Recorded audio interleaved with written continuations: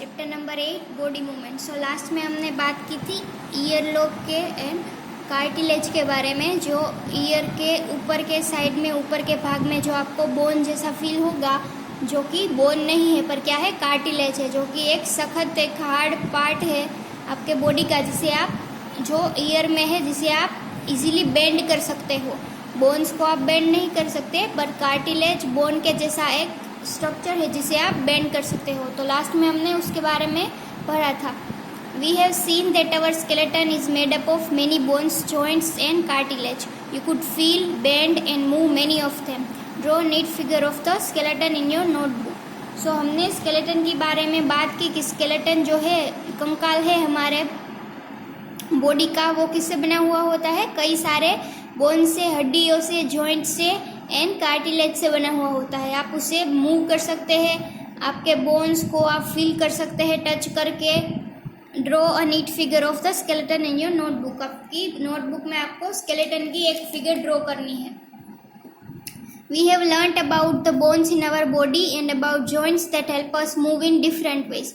What makes the bones move the way they do? Let us find out. So हमने bones के बारे में, joints के बारे में बात की कि जॉइंट्स जो होते हैं वो हमारी बॉडी के पार्ट्स को मूव करने में, मूवमेंट करने में मदद करते हैं। सो कौन से part, what makes the bones move the way they do? Let us find out. So bone जो है कैसे मूव कर सकते हैं उसके बारे में हम आगे पढ़ेंगे।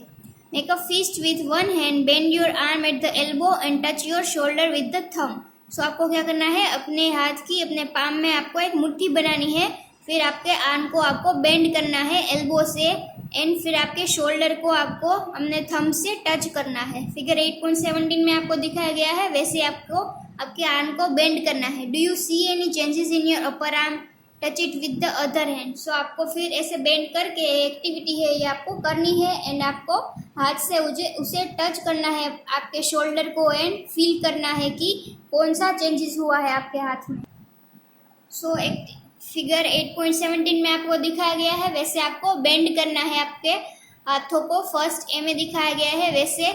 सो आपको यहाँ पर एक प्रोमिनेंट पार्ट नजर आएगा, उभरा हुआ जो पार्ट है उसे आप क्या बुलाओगे? मसल्स। आपने कई बार देखा होगा टीवी में या कई शो में कि जो बॉडी बिल्डर्स होते हैं, जिसने बॉडी बनाई होती है, वो ऐसे हाथ अपने बेंड करके उस मसल दिखाने की ट्राई करते हैं। सो इसे क्या बुलाते हैं हम? जो बाहर निकला हुआ भाग है उसे हम मसल बुलाएंगे।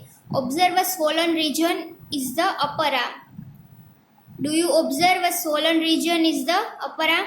This is a muscle. So आपको एक सूजा हुआ, स्वोलन यानी सूजा हुआ, बाहर निकला हुआ आपको भाग दिखाई देगा जब आप अपने हाथ को बेंड करोगे तब। सो इसे हम क्या बुलाएंगे? Muscle. The muscle bulge due to contraction. Now bring your arm back to its normal position. So muscle जो है वो बल्ज यानी उभरा हुआ।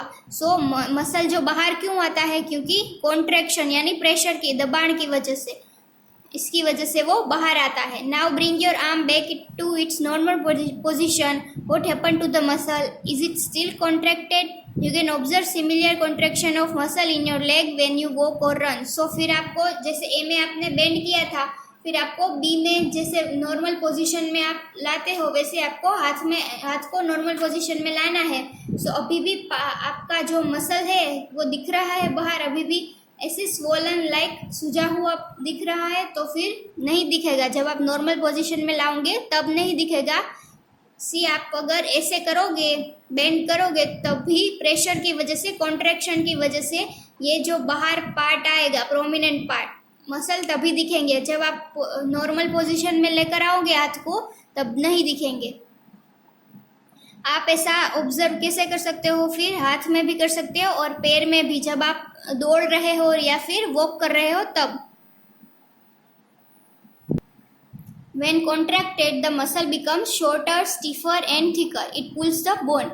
जब हम contracted करते हैं, मतलब जब हम ऐसे प्रेशर देते हैं हाथ में, तो क्या होता है? मसल जो है वो शॉर्ट हो जाते हैं, स्टीफर यानी कठोर हो जाते हैं, एंड थिक हो जाते हैं। इट पुल्स द बोन, वो हड्डियों को पुल करते हैं, खींचते हैं।